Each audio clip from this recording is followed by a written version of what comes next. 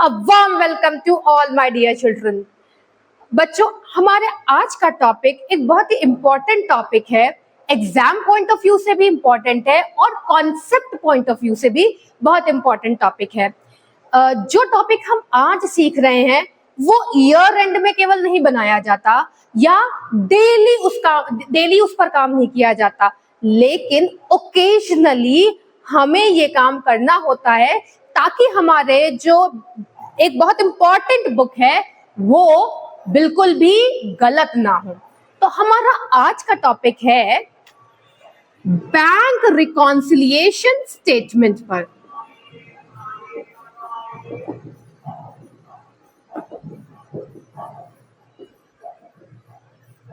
Bank reconciliation statement, bank reconciliation statement या फिर BRS 11 का एक बहुत ही इंपॉर्टेंट टॉपिक है। और जो ये वर्ड रिकॉन्सिलिएशन है ना, ये आप बहुत बार अभी आप बैंक से रिलेटेड सुन रहे हैं, इसके बाद और भी कई टॉपिक्स हैं जहां पर आप ये वर्ड रिकॉन्सिलिएशन सुनेंगे।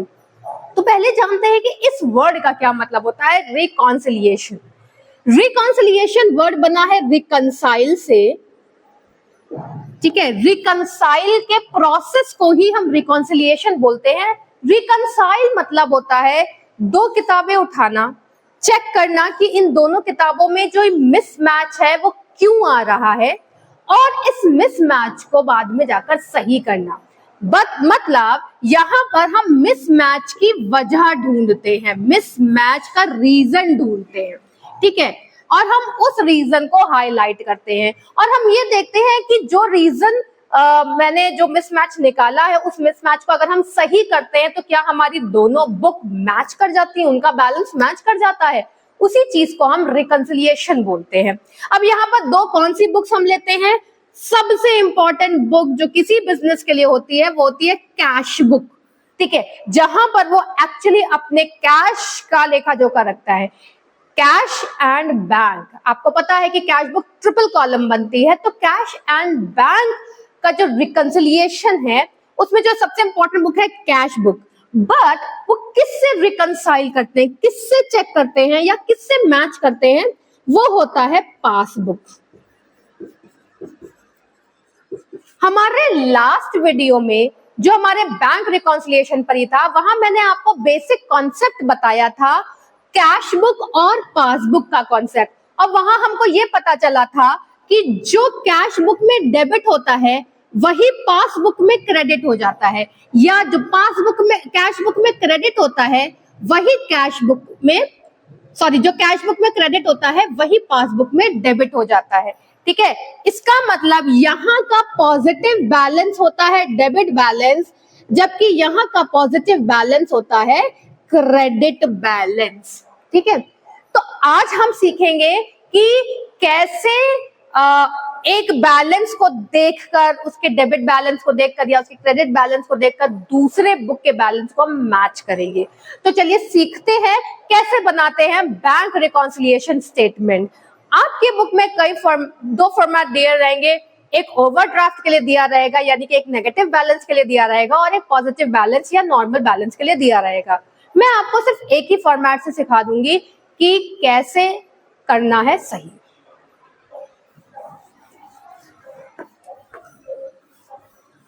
अब बेटा जो बैंक रिकॉन्सिलिएशन स्टेटमेंट है, ये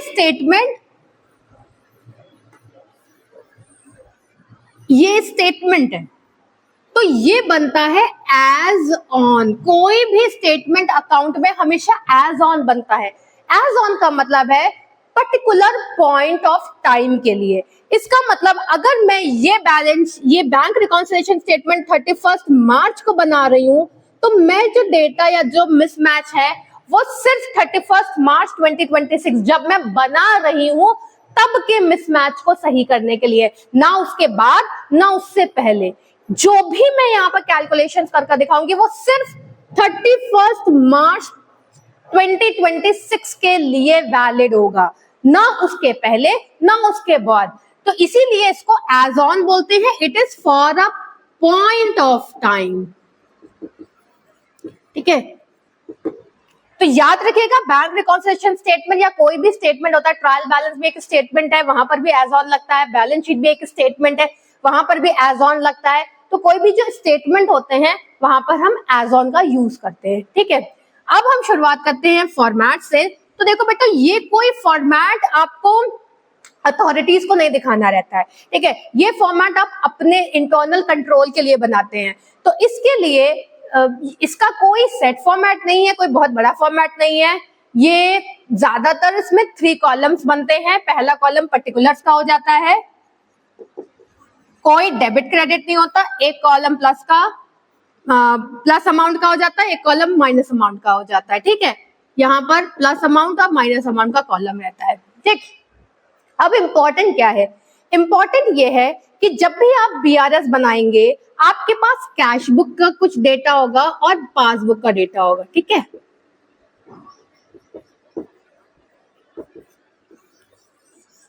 आइदर आपको कैश बुक का बैलेंस गिवन होगा या आपको पासबुक का बैलेंस गिवन होगा, कोई भी बैलेंस गिवन हो, ठीक है।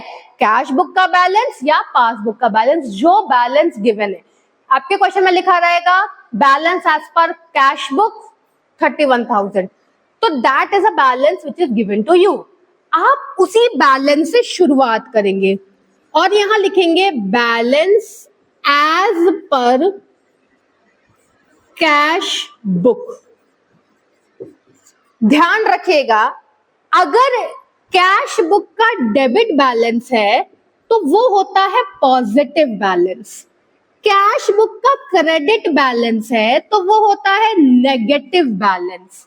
कैश बुक का debit balance positive balance, cash book का क्रेडिट बैलेंस नेगेटिव बैलेंस। तो अगर कैश बुक में आपको डेबिट बैलेंस स्पेसिफिकली दिया गया है या सिर्फ लिखा गया है balance as per cash book, तो वो होता है पॉजिटिव बैलेंस।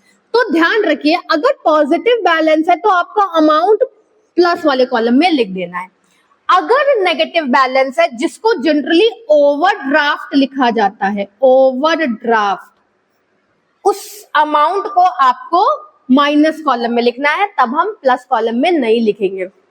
अच्छा, यहाँ पर कुछ बच्चों को कंफ्यूजन था। जब मैंने लास्ट वीडियो बनाया था 2 महीने बहुत डिटेल में समझाया था, बट लास्ट वीडियो में बच्चों ने कुछ कंफ्यूजन पूछा था मुझसे, जिसको मैं आज मैं रिप्लाई करना चाहती हूँ कि बेटा जब हम कैश बुक बनाते हैं तो कैश बुक में कैश कॉलम भी होता है, बैंक कॉलम भी होता है, ठीक है।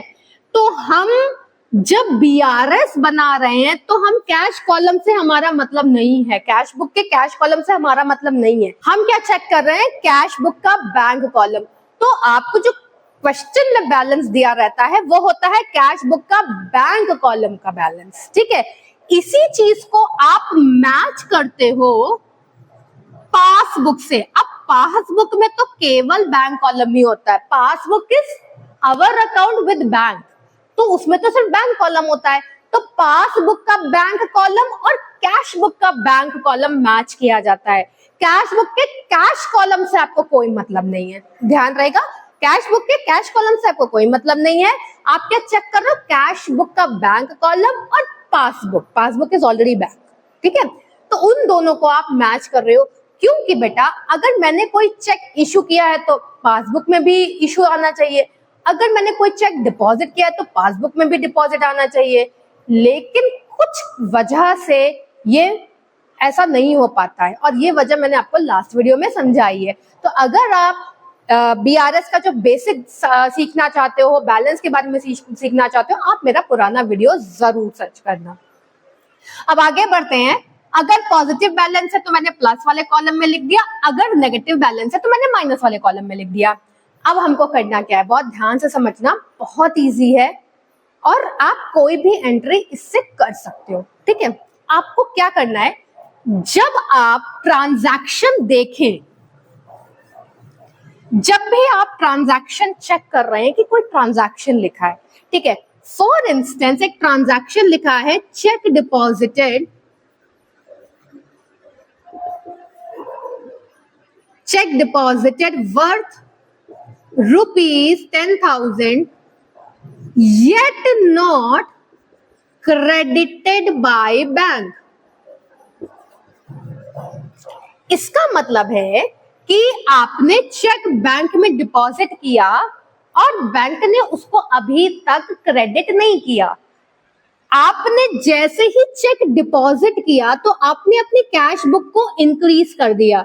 डिपॉजिट करने का मतलब होता है चेक जमा करना, और जब आप चेक जमा करते हो या पैसे जमा करते हो तो आपका बैंक अकाउंट बढ़ जाना चाहिए। तो जैसे ही आपने चेक डिपॉजिट किया आपका कैश बुक हो गया इंक्रीज। आप तुरंत ही एंट्री करोगे तभी तो चेक देने जाओगे, ठीक। लेकिन अभी पासबुक आपका इंक्रीज नहीं है, या यूं कह लो डिक्रीज है, वो इंक्रीज नहीं है, या फिर यूं कह लो डिक्रीज है। चूंकि मेरा पासबुक डिक्रीज है और मुझे हमेशा करेक्शन उसमें करना रहता है जिस बैलेंस से मैंने शुरू किया है। अगर मैंने कैश बुक से शुरू किया है तो मैं कैश बुक में ही चेंजेस करती हूँ, मैं पासबुक में चेंजेस नहीं कर सकती। मैं पासबुक को देखूंगी और अपने कैश बुक में चेंज करूंगी, ठीक है। मैं देखूंगी कि मेरे पासबुक में क्या हो रहा है, उसके हिसाब से मैं अपने कैश बुक को चेंज कर दूंगी, ठीक है। तो यहां पर मैंने देखा कि मैंने डिपॉजिट किया तो मैंने अपना कैश बुक बढ़ा दिया, लेकिन पासबुक तो बढ़ा है ही नहीं, वो तो डिक्रीज है। तो अगर मैं अपने कैश बुक को डिक्रीज कर दूं तो ये मामला बिल्कुल सेट हो जाएगा। यहाँ डिक्रीज है, यहाँ डिक्रीज है, ये मामला बिल्कुल सेट हो जाएगा। तो हमें क्या करना है, कैसे लिखना है, less check deposited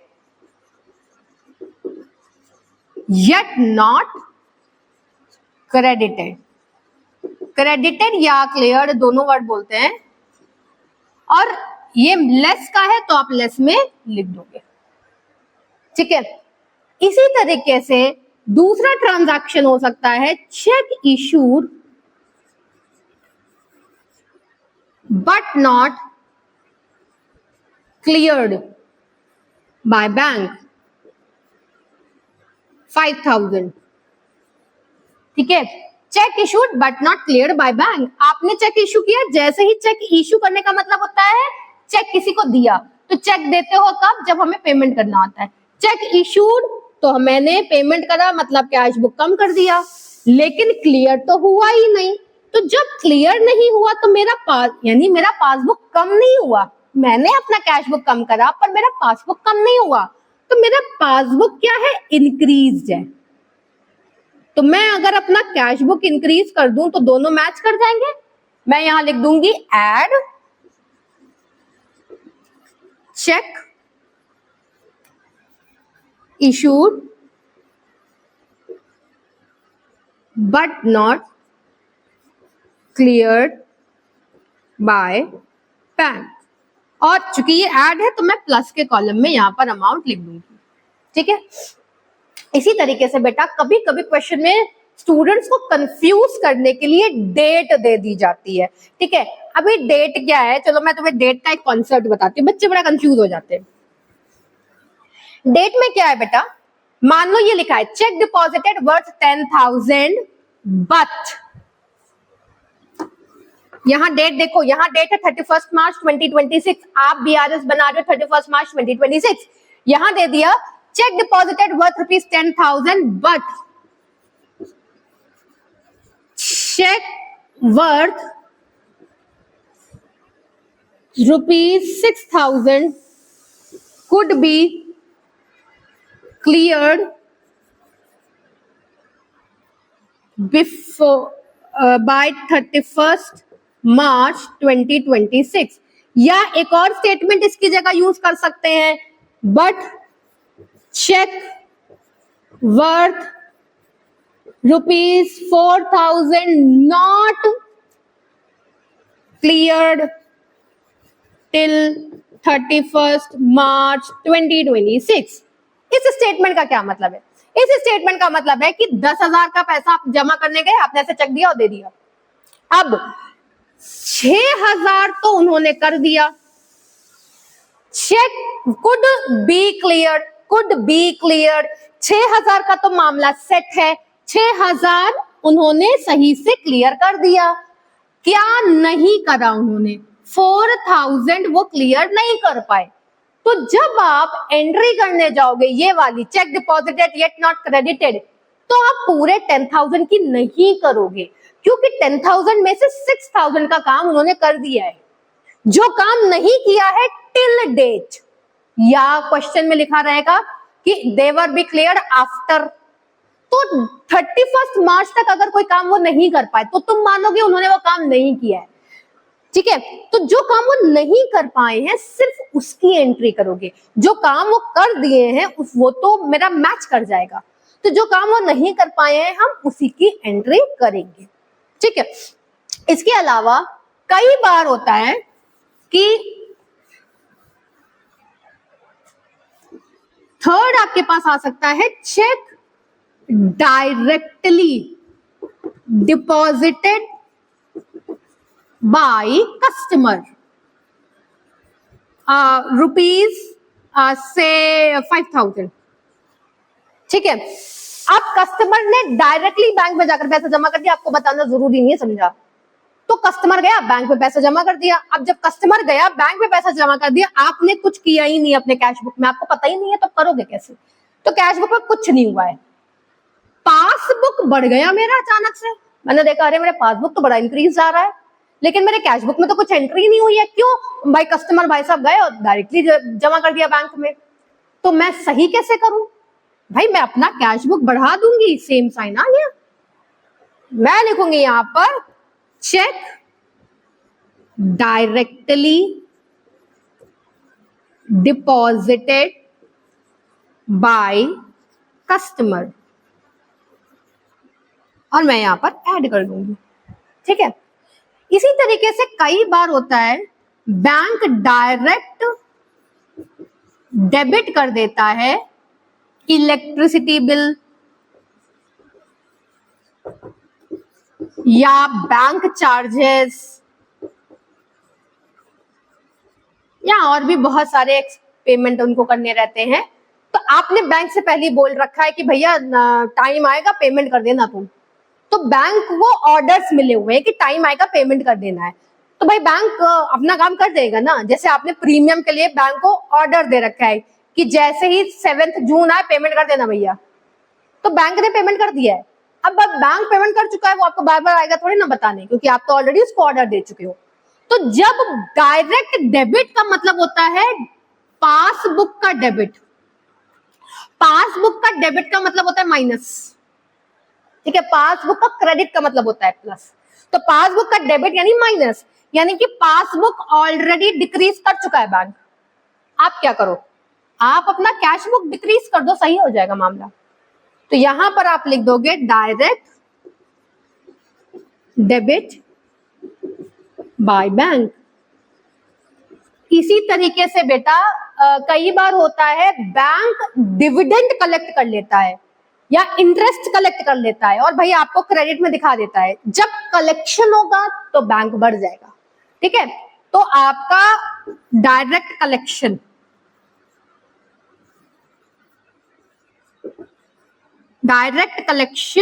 of dividend by bank, direct collection of dividend by bank. तो भैया बैंक ने डायरेक्टली पैसा अपना पासबुक बढ़ा दिया है, आप क्या करो? आप कैश बुक बढ़ा दो, मामला सेट। तो यहां पर आपने करे direct collection of dividend by bank, जो भी है डिविडेंड है इंटरेस्ट है, और यहां पर ऐड कर दिया। ठीक है, तो कॉन्सेप्ट में जो आपको समझाना चाह रही हूँ वो छोटा सा कॉन्सेप्ट है, आपको चेक करना है कि मेरा पहली बात इंपॉर्टेंट पॉइंट किस बैलेंस से शुरू कर रहे हो। अगर कैश बुक से शुरू कर रहे हो तो तुमको कैश बुक में चेंजेस करने हैं। ठीक है, पासबुक को देखना, जो पासबुक में हुआ है उसी हिसाब से अपने कैश बुक को चेंज कर देना। अगर पासबुक बढ़ा है तो अपने कैश बुक को बढ़ा दो, पासबुक कम हुआ है तो अपनी कैश बुक को कम कर दो। और अगर ये बैलेंस शुरू कर रहे हो पासबुक से तो तुम्हें कैश बुक चेक करना है और पासबुक को एडजस्ट करना है। ठीक है, करते कैसे हैं? अब बैलेंस इसी तरीके से तुम्हें बहुत सारे प्लस माइनस मिलेंगे डिपेंडिंग ऑन द क्वेश्चन। अब क्या करोगे? टोटल करोगे। ठीक है, प्लस का टोटल करोगे, माइनस का टोटल करोगे। बैलेंसिंग कैसे सीखी है? डिफरेंस निकालकर, लेकिन यहां पर बैलेंसिंग में थोड़ा फर्क है। जब हम डिफरेंस निकालते थे पहले बैलेंसिंग में, तो जो साइड छोटा होता था हम वो साइड लिखते थे। यहां पर हम ऐसा नहीं करेंगे। यहां पर मान लो ये 1 लाख आ रहा है, ये 90,000 आ रहा है, तो डिफरेंस है 10,000। हम 10,000 यहां लिख देंगे, जो साइड बड़ा है उसी साइड, और this will become balance as per passbook. Difference यहां भी निकालना है, टोटल करना है, यहां पर भी डिफरेंस यहां भी निकालना है, बट डिफरेंस को लिखना किस साइड में है, जो साइड बड़ा है।